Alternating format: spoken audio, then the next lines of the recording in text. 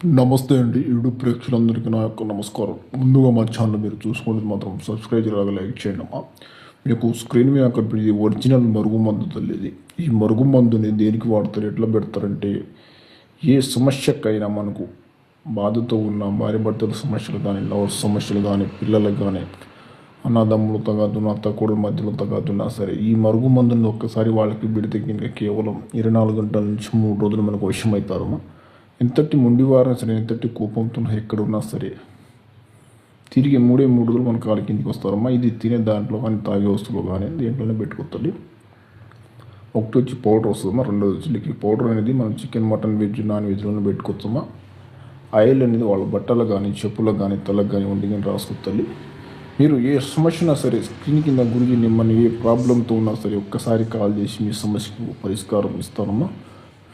మీరు కావాల్సిన వారు ఈ నెంబర్కి కాల్ చేసి